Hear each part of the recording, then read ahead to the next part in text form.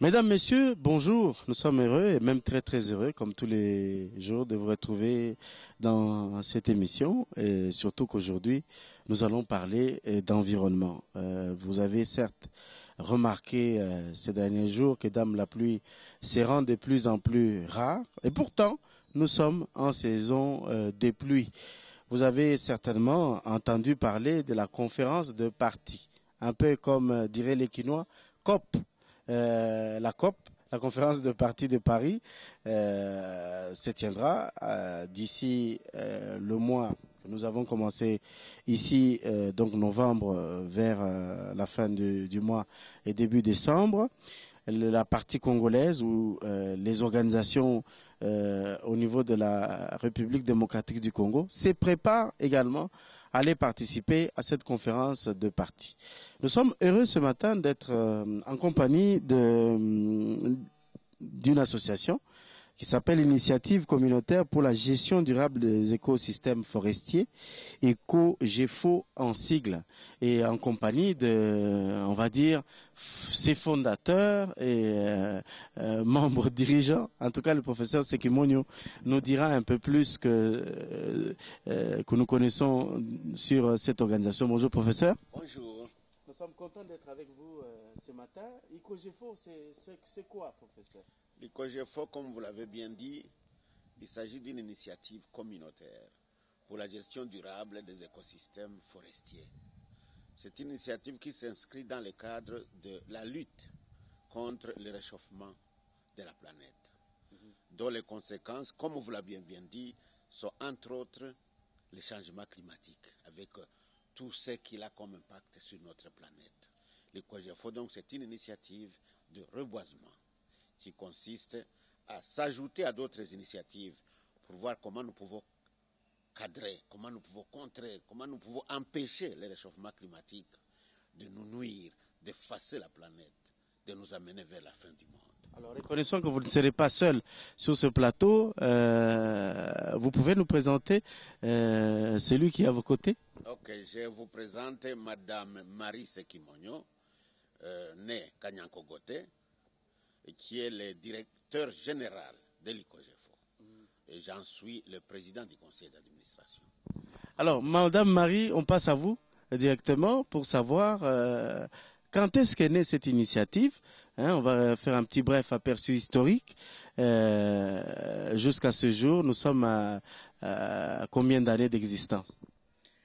L'initiative a commencé depuis 2010. Ça a commencé au Nord Kivu par la création d'une plantation de 20 hectares à Rutshuru. Donc nous sommes déjà à 5 ans d'existence. Ça fait 5 ans que nous sommes en train de reboiser et nous avons plusieurs plantations que nous avons déjà reboisées. C'est parti du Nord Kivu et ça s'étend finalement. On va le voir tout à l'heure au Congo parce qu'il n'y a pas que le Nord Kivu. Il y a le Sud Kivu encore qui s'est ajouté à la liste. Kinshasa n'est pas en reste. Je vous demande, chers téléspectateurs, de regarder avec nous cette initiative qu'on va voir en image sous forme d'un petit document. Et puis je vais retrouver le professeur Sekimonyo et Madame Marie Sekimonyo pour en parler. À tout de suite. Alors Madame, nous venons de vous voir dans les documentaires qui viennent de passer à présent. Finalement, l'initiative s'est étendue, comme on disait tout à l'heure.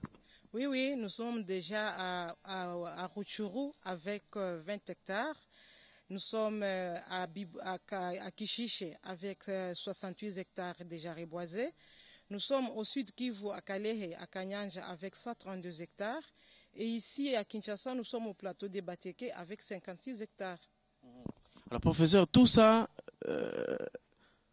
autant d'hectares, qu'est-ce que vous êtes en train de chercher, prof? C'est des forêts, vous allez en faire quoi? Non, comme je vous l'ai dit, notre ambition n'a rien de commercial. Ce n'est pas une affaire d'argent, mais c'est une simple contribution à la protection de la planète qui est menacée actuellement. Vous allez permettre qu'en quelques minutes, je renseigne quand même ceux qui ne sont pas en contact avec ce phénomène pour qu'ils sachent à peu près c'est quoi. Parce que c'est assez compliqué à expliquer, mais je vais essayer de simplifier.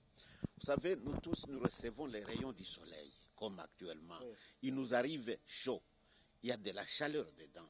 Et il tape sur la planète Terre. La planète Terre, s'il les absorbait, elle s'échaufferait. Elle essaie de les renvoyer dans l'atmosphère.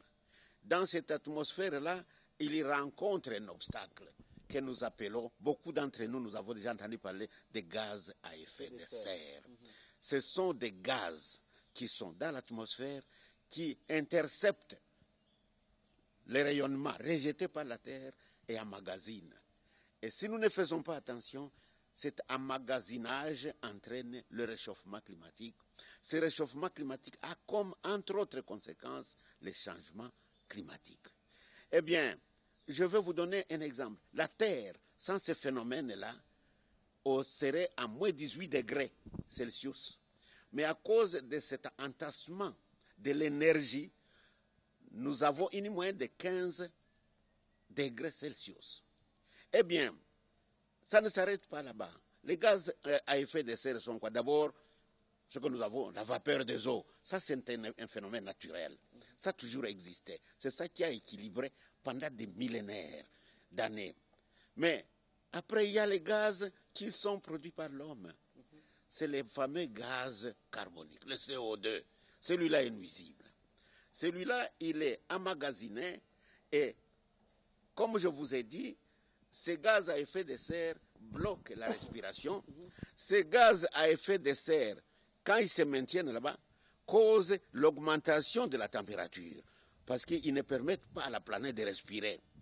En emmagasinant la température s'élève. Et si elle s'élève de plus en plus, nous allons assister à ce qu'en fait la Terre va brûler. Mais alors, il y a un phénomène, heureusement, qui vient ici équilibrer les choses. C'est entre autres nos forêts. Nos forêts séquestrent les fameux gaz carboniques. C'est ça leur respiration, comme nous dégageons de l'oxygène. Et ils absorbent les gaz carboniques et ils dégagent l'oxygène. En dégageant l'oxygène, c'est ça que nous respirons. Il y a donc un équilibrage. Il y a une osmose entre nos forêts et nous. Et c'est la raison pour laquelle Dieu, pour ceux qui lisent la Bible, au 6e jour, quand il a créé l'homme, il dit « Je vous laisse les arbres qui portent des fruits. » En fait, Dieu laissait ces fruits, c'est entre autres l'oxygène que ces arbres allaient nous donner. Malheureusement, les gaz carboniques, c'est une production de l'homme. L'homme, dans son aspiration à consommer, il a inventé ce qu'on appelle l'industrie. Et l'industrie, qu'est-ce qu'elle a fait? Elle produit des gaz, ces gaz nuisibles. C'est donc un effet de l'homme. L'industrie est à quoi? Aux besoins de l'homme. Il produit, il transforme. Et dans cette transformation, il y a dégagement de saleté, de pollution. Et c'est ça les gaz à effet de serre. Donc, il y a l'origine de l'homme. Je vous ai dit, il y a la vapeur d'eau. Non, ça c'est naturel. Mais il y a ces gaz qui viennent tout abîmer et qui s'augmentent au fur et à mesure que l'industrialisation commence à s'accentuer aux États-Unis et aujourd'hui en Chine, dans beaucoup de pays d'Amérique latine. En Afrique, pas beaucoup vraiment. Nous subissons. Nous, on ne pollue pas, nous subissons la pollution. Et alors, qu'est-ce qu'il faut faire pour lutter contre ces gaz à effet de serre? Il y a 3 approches. Première approche, c'est d'empêcher l'homme à en mettre davantage dans l'atmosphère. C'est le CO, les fameux COP21. Essentiellement, nous allons demander, vous qui polluez, cessez de polluer, ou tout au moins atténuer. Mais attention, nous sommes en train d'attaquer leurs industries et les consommateurs américains, les consommateurs chinois, les consommateurs américains. Attention, ce n'est pas à cause de ces gens-là qui viennent de l'Afrique, de l'Asie, que nous allons essayer de baisser notre standing de vie. Et c'est ainsi qu'il y a une bagarre entre l'économie américaine, l'économie chinoise, l'économie de façon généralisée, l'économie du monde et l'homme que nous sommes. Nous sommes en train de dire polluer moins et disent polluer moins, ça signifie consommer moins, ça signifie baisser notre niveau de vie. Attention. Alors, depuis l'an 1992, on s'est rendu compte qu'il y avait ça. C'est le fameux COP, la conférence des partis. Beaucoup de pays se sont dit non, mettons-nous d'accord. Ils sont allés à Rio de Janeiro, au Brésil. Ils se sont dit entendons-nous. Ça n'a pas réussi. 2 ans après, En 94, ils se sont encore rencontrés. Mais qu'est-ce qui s'est passé? Est-ce que nous ne pouvons pas? Jusque-là, il y a eu Kyoto, il y a eu des conférences. Et depuis, c'est devenu pratiquement, on peut l'imaginer, des messes à la fin de chaque année. On se retrouve. Qu'on appelle COP 21. Vous avez en 94, quand on crée la conférence, nous sommes à 21 ans après. Et c'est comme ça que nous parlons de COP 21. 21 ans après la fameuse conférence de Rio, eh bien, ça fait le COP 21. On se réunit, mais rien ne donne, parce qu'il y a une résistance. Ceux qui polluent ne veulent pas baisser leur standing de vie. Ils violent même le principe de pollueur-payeur. Celui qui pollue doit payer. Alors, avec le temps, le monde entier se décide, cette fois-ci, de s'engager définitivement. C'est ça, la COP 21, la conférence des parties des Nations Unies, en rapport avec la lutte contre le changement climatique, la lutte contre le réchauffement de la planète. C'est à Paris, du 30 novembre au 12 décembre. Nous espérons que l'ICOGEFO sera là. Oui, c'est peut-être la question que j'allais poser, Madame. Ces documents que nous venons de voir est une des initiatives de votre organisation ICOGEFO. C'est la participation de votre association à la COP 21. C'est ça, nous sommes en train de mener les démarches pour que l'ICOGEFO soit présent à l'atelier de Paris pour que nous puissions nous aussi aider les Congolais à réclamer pour qu'un jour les pollueurs puissent payer et pour que notre pays, le Congo, nous qui faisons des forêts, nous qui luttons contre ce réchauffement climatique, nous soyons récompensés. Voilà, récompensés, professeur. On va poser tout de suite la question. En fait, vous avez évoqué déjà la multitude de rencontres dans ces COP. Il y a le fameux fonds vert qui a été créé avec la COP de Copenhague. Beaucoup veulent mettre un peu d'argent dans le panier. On parlerait même de 100 milliards d'ici à 2020. Est-ce que vous croyez à ces fonds verts? Parce que finalement, depuis qu'il a été créé, à peine on récolte 10 milliards et puis les 10 milliards, on ne le voit pas, on les sent pas encore dans le panier. Hein. C'est bloqué dans le panier, il n'est pas encore sorti. Vous savez, je vais utiliser un terme bizarre. Nous allons nous bagarrer. C'est une bagarre entre ceux qui polluent et qui jouissent de la pollution. Et c'est ceux qui sont victimes de la pollution. Nous, les victimes. C'est une bagarre. Eh bien, on est en train de vous dire, monsieur, vous êtes devant moi, pour que je sois heureux, mangez moins. Vous résistez, vous dites, mais si je mange moins, ça va affecter ma santé, etc. Et lorsque vous réclamez, on vous dit, débrouillez-vous. Eh bien, nous devons aller, nous, avec ce débrouillez-vous et aller dans le... Nous devons nous bagarrer. Et c'est ça l'essence des COP 21. Nous devons nous mettre d'accord qu'il faut aller ensemble. Que ce soit l'Amérique latine, l'Afrique, l'Asie sud-ouest. Vous savez, ces forêts sont où? C'est à l'Amazonie, au Brésil. C'est en Afrique centrale, essentiellement en RDC.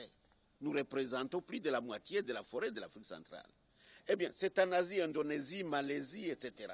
Les autres ont déjà commencé à quand même récolter les fonds. Je voulais dire, c'est autour de l'équateur. Mais il y a longtemps que le Brésil touche des milliards de dollars comme compensation. Il y a longtemps que l'Indonésie, la Malaisie touchent des milliards de dollars sur ce fonds vert. Mais l'Afrique centrale, le Congo, qu'est-ce que nous avons? C'est peut-être 2 ou 3 plantations ici, non loin de Kinshasa, où on vous dit tel planteur touche autant, mais ce n'est pas 1 milliard, ce n'est même pas 1 million. Et pourtant, nous constituons le 2e poumon du monde. Nous sommes parmi ceux qui séquestrent ce carbone. Donc vous pensez que la RDC ne doit pas aller en état de faiblesse? Il faut aller négocier en disant que nous avons des choses à faire valoir. En fait, au risque de nous distraire, au risque d'aller avec des engagements. J'ai appris la Tunisie s'est engagée, le Gabon s'est engagé. Non, nous ne devons pas avoir des discours d'engagement à polluer moins. Vous savez, polluer, c'est quoi l'industrie? Est-ce que vous voyez qu'est-ce que vous voyez de polluants à Kinshasa? Parce que la pollution, c'est l'industrie. Vous avez des cheminées où? Mais allez aux États-Unis, dans certaines villes. Mais c'est des nuages. Vous ne voyez pas le ciel. Allez en Chine, allez en Inde, allez au Brésil. Mais c'est des nuages. Où est-ce que vous avez les nuages ici? Et l'industrie des transports, c'est vrai, il y a des véhicules à Kinshasa qui passent, on dit embouteillage. Mais est-ce que ce tuyau d'échappement, qu'est-ce qu'il dégage? quand vous comparez avec ce qui se passe. Les avions survolés, voyez un peu ce qui survole New York, Los Angeles. Mais c'est du nuage, vous ne voyez pas des avions, vous ne voyez que du noir. C'est des tuyaux d'échappement des avions. Vous voyez sur les bateaux, nous avons combien de bateaux qui sont sur la mer? Nous avons combien de trains? Nous ne sommes pas des pollueurs, nous sommes des victimes. Par contre, nous sommes des séquestreurs de ces gaz. Donc il ne faudrait pas que Congolais, nous y allions comme les autres en nous mettant sur la voie de l'engagement à polluer. Nous ne sommes pas des pollueurs. C'est à dire, vous qui polluez. Nous qui sommes victimes de la pollution, partageons un peu les richesses que cette pollution. Parce qu'il y a 3 façons de le faire. Produisez moins de gaz. Produisez moins de gaz carbonique. Produisez moins de gaz méthane. Nous, on n'en produit pas. Mais alors, ce que vous avez comme bénéfice sur vos entreprises, aidez-nous aussi à vivre, parce que nous tombons malades à cause de vous. Il y a des inondations à cause de vous. Il y a même des migrations qu'on appelle des migrations climatiques.